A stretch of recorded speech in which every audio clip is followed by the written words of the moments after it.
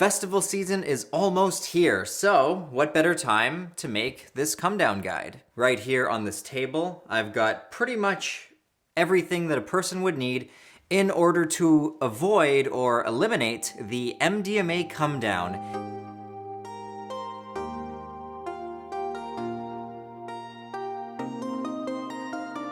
We do not promote the use of legal or illegal psychoactive substances. This video has been created strictly for harm reduction purposes.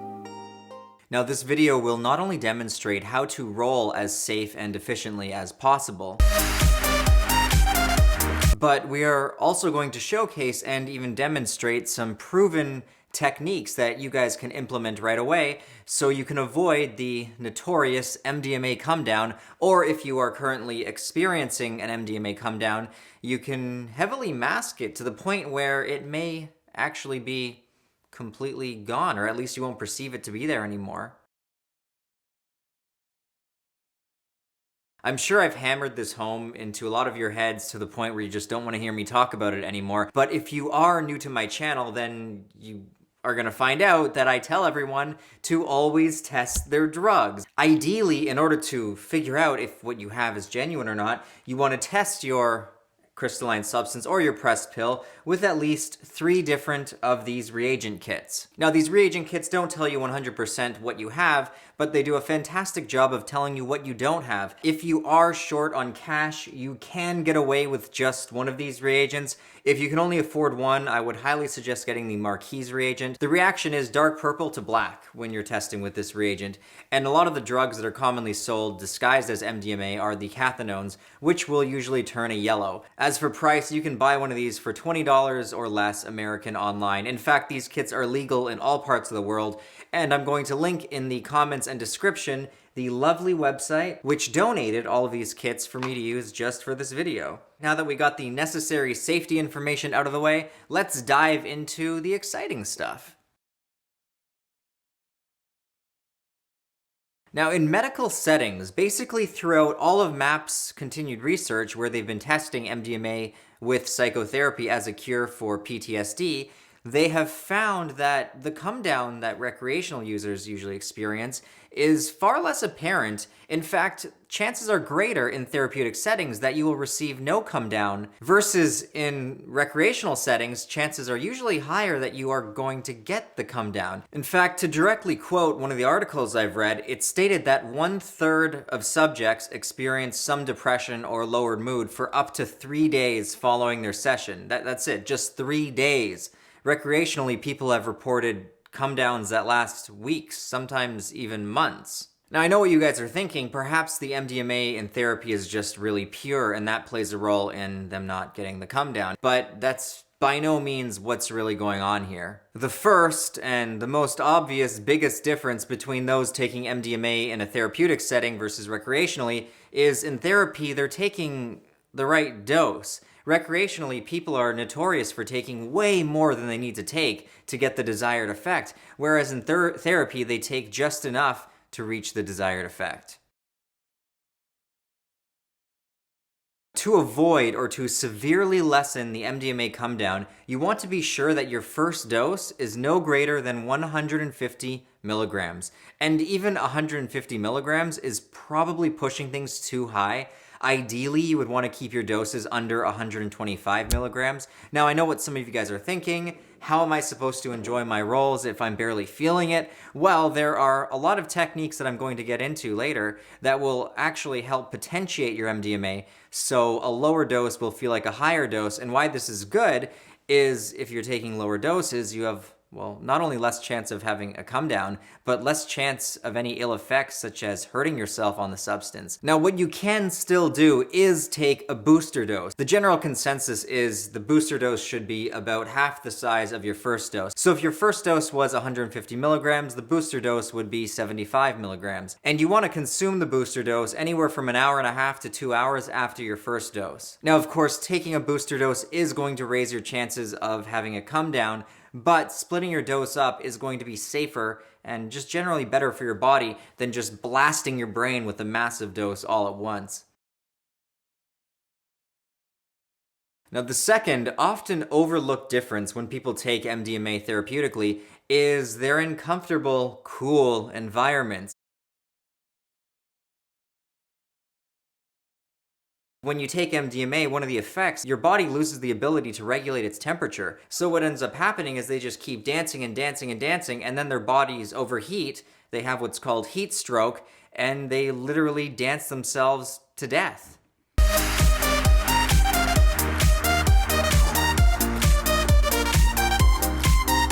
Now, even if you don't die after taking MDMA in a hot environment, just the fact that you were in that hot environment can actually increase your chances of negative effects. It can increase the chance of having a come down. It has been found that taking MDMA in the heat increases its neurotoxic potential. This is also thanks to the heat causing more oxidative stress on your brain. One of the number one things you need to do is ensure that you take a healthy dose of antioxidants prior to your roll. And more important than that even is just to ensure that you're drinking adequate water. You want to stay hydrated. However, it needs to be made crystal clear that you don't want to drink too much water. People have actually died on MDMA from drinking too much water because they were afraid that if they didn't drink enough water, they would die. Now, how's that for fucked up? So I said you have to drink water, but you don't want to drink too much water, so what is the right amount of water to drink? Ideally, you want to drink anywhere from 250 milliliters to 500 milliliters every hour, especially if you're dancing, but you never want to go beyond that level. And if you're not dancing, say you're just sitting down with friends or you're just having a relaxing time with your partner, the water isn't half as important. You could honestly get away with 500 milliliters of water every couple hours or perhaps even less. Also advised to drink something with some sodium in it so that you don't experience a lot of the negative effects from drinking too much water in case you do accidentally have too much water. Something like, got one right here. Gatorade works to help you get your sodium up. Unfortunately for you women who are watching this video, women are more susceptible to I'm just gonna say it wrong. Women are more susceptible to hyponatremia. I don't know why that's a tough word for me. Hyponatremia. Ideally, alcohol should not be mixed with MDMA because it's going to cause increased dehydration. However, I know a lot of people are going to drink regardless of if you tell them not to drink. So if you're one of them or if you're around people who insist on drinking, just try to keep the drinking down, maybe 2 to 3 max. Other substances to avoid would be, say, mixing stimulants with MDMA, something like cocaine or amphetamine should be avoided. Now, I don't want to go any more into it than this. For a full list of all substances that should both be avoided when taking MDMA and ones that you can take safely with MDMA, follow a link to this website.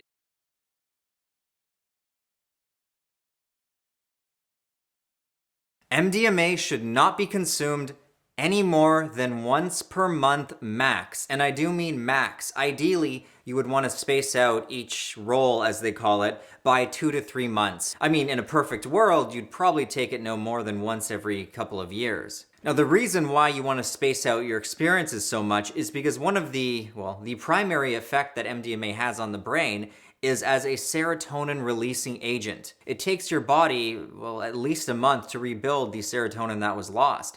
And what can happen if you're constantly taking MDMA, hell, for some people, even if you're taking it once a month, is as your body's rebuilding, it never rebuilds back to the very top. Like, say this is full serotonin, say you wait a month, your body rebuilds back to like right below the top, and then you wait another month, and now this is your new top. Now your body rebuilds back just below that new top. Now, obviously, this isn't set in stone. What I'm talking about isn't true for everyone, nor is it necessarily scientific. It is simply a possible scenario as to why people find their come downs are getting worse and worse the more they take MDMA. It's because their brain, as a starting point, has less serotonin than it did before, and perhaps there's other things going on beyond just serotonin. It's also the potential neurotoxicity of MDMA. Now, there are a lot of people who argue that MDMA is not neurotoxic, and I just kind of to put the nail in the coffin, when you take MDMA, about 10 to 15% of that MDMA converts within your body to a substance called MDA. Now, MDA is proven to be neurotoxic.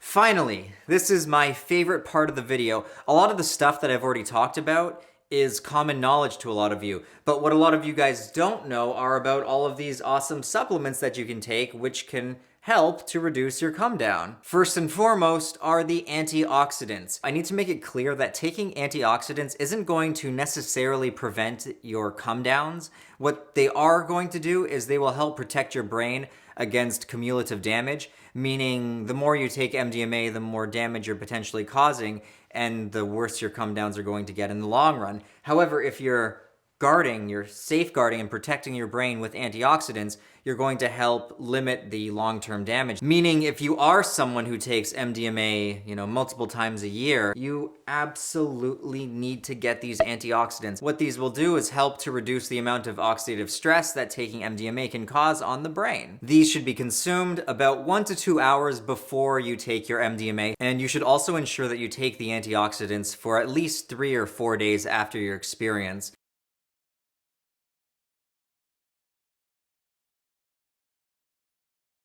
Next, I'd like to talk about 5-HTP. Now, 5-HTP is scientifically proven to increase your serotonin a little bit, so it doesn't hurt if you want to take 5-HTP after your rolls.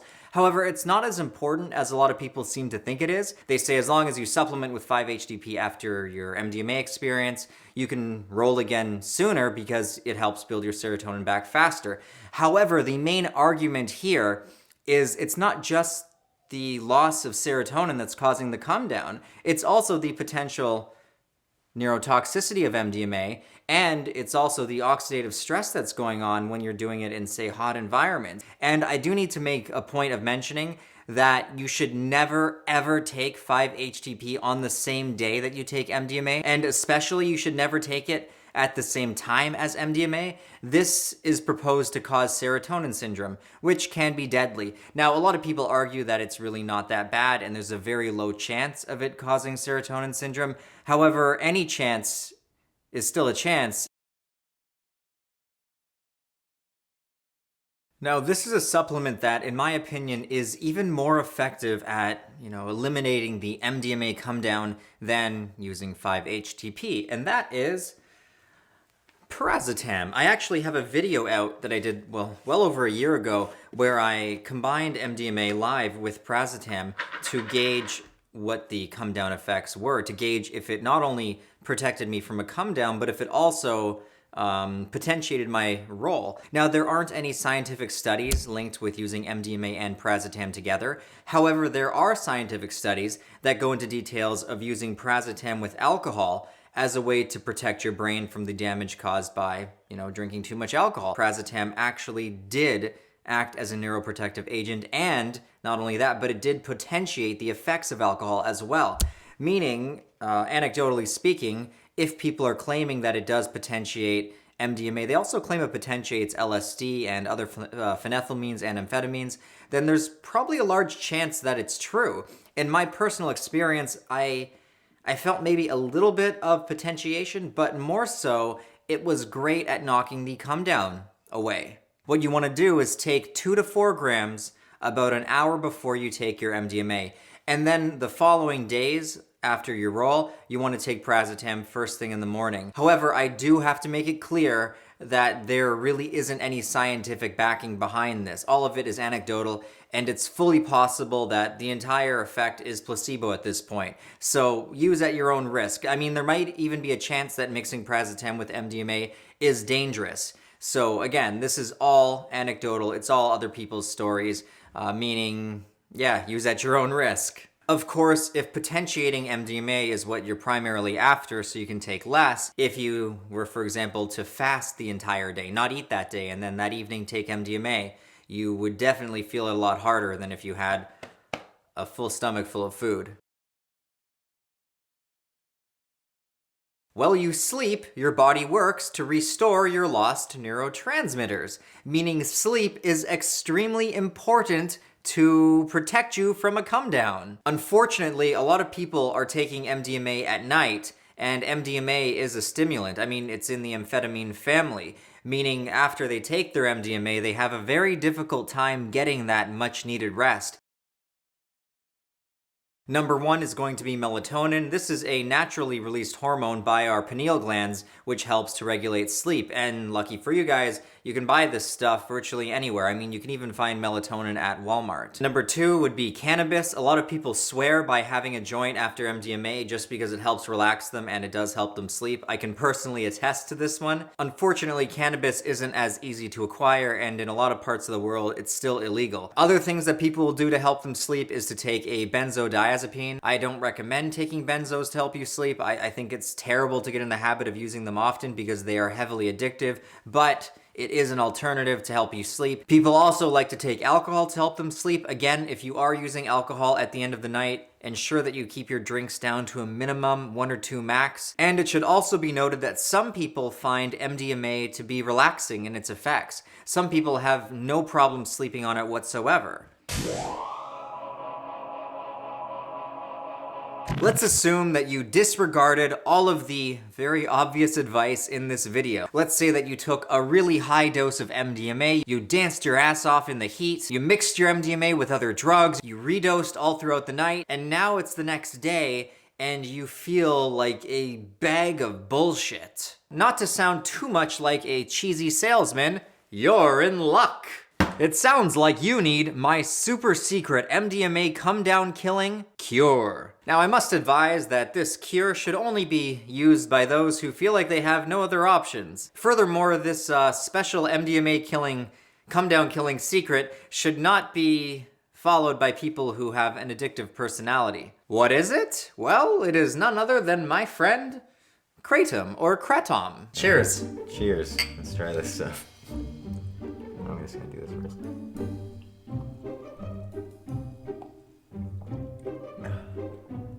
It's not that bad. I don't really mind it at all. Kratom is legal in most countries. It's a natural plant. These are ground kratom leaves. And what I've personally found helps tremendously the day after taking MDMA, like the next morning when you're most likely to feel shitty, is making yourself a nice kratom tea. Kratom contains about 40 different alkaloids, and the ones that are most present are opioid agonists. Meaning, if you drink a glass of kratom the day after taking MDMA when you might feel super shitty and, the entire world is crashing in on you, or maybe you're even feeling like there's nothing left to live for, then taking a glass of this stuff can really boost your morale back up. The recommended dose for someone who has no tolerance would be something like 3 to 5 grams. Ideally, you don't want to go above 5 grams because there is definitely a chance of throwing up. I've seen many people puke. Something interesting that I've noticed as well is when I take kratom the day after, say, MDMA, the effects of kratom feel more potent. It feels more powerful.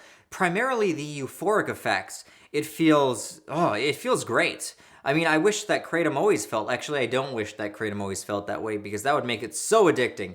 But for whatever reason, perhaps it's because MDMA has a long half-life and it's still technically in your blood. I mean, I don't know, I'm not a scientist. Don't let this lab coat fool you. But again, if you do have an addictive personality, you should avoid this stuff because you don't want to find yourself addicted to a new substance just to help you get through, another drug. This sounds like a pharmaceutical at this point. When you go on pharmaceuticals that your doctor prescribes, it's like take this one drug to help you with one problem, but then that drug has side effects, and then you have to take another drug to help the side effects of that drug, and before you know it, you're taking like 20 different drugs when you started off with just one for one problem, and now you've got like 20 new problems. Kind of off topic, but if you are someone who is abusing MDMA and you find that it's all you have to look forward to in life and you're rolling, once every 3 weeks and you're like really pushing it, you're also the type of person that I would highly advise checks out kratom.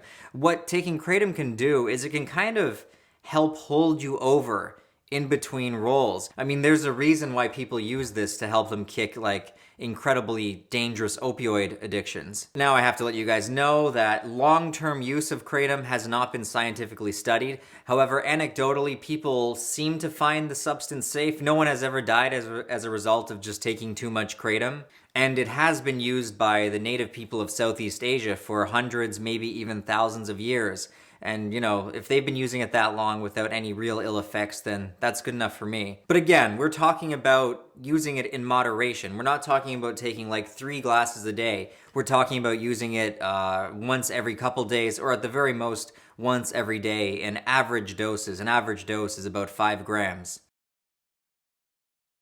I know a lot of the stuff I've listed is pretty damn obvious. However, if you do follow a lot of the guidelines in this video, for example, making sure that you stay hydrated, stay out of the heat, take a reasonable dose, take antioxidants before you dose, maybe take some paracetam, ensure you test your MDMA, then you will probably experience what they call the afterglow effect instead of a come down. An afterglow is basically what it sounds like. People have reported for, I don't know, 1 to 2 weeks, sometimes longer after a single MDMA experience, that they feel lighter, they feel better, they're happier in their lives. Instead of causing a negative come down, the MDMA caused some real beneficial results that have helped people get through a lot of problems. I mean, there's a reason why MDMA works fantastically well for helping people through the hardest to treat cases of post-traumatic stress. Anyway, that's it for this video. I hope you guys all enjoyed the video, and I hope you've at least learned something new from this so that now, during festival season, you can try to be as safe as possible. I also want to let you guys know that I have just released a video on my second channel, Swim, called How to Meditate, where I go into some meditation techniques that aren't often talked about. For example, using a microdose of a psychedelic to enhance your meditation. I've had a lot of people requesting on this channel and on that channel that I make a how to meditate video, so I figured I would finally put one together. That's why I'm mentioning it here. So if you guys do want to watch my how to meditate video, then you can find the link at the end of this video or right here. Anyway, if you guys enjoyed this video, be sure to leave me a big thumbs up. And if you aren't subscribed to my channel, then please consider subscribing. Shout out to everyone who's supporting me on Patreon. We are slowly making our way to my next goal, which will ensure I get to up the quality of these videos even more than it currently is. If you want to help get us to our next goal, if you support my channel, consider checking out Patreon, link at end of video. And yeah, I greatly appreciate everyone who's currently supporting me. Big thank you to everyone in this box right here. But yeah, let me know in the comments let me know what methods you guys have tried yourself, and let me know what you personally find works best for eliminating the come down. I'm also really curious to hear your guys' thoughts on mixing paracetam with MDMA and how it helped with getting rid of the come down. But yeah, till next time, take care guys, stay safe, always test your drugs, and I will see you soon.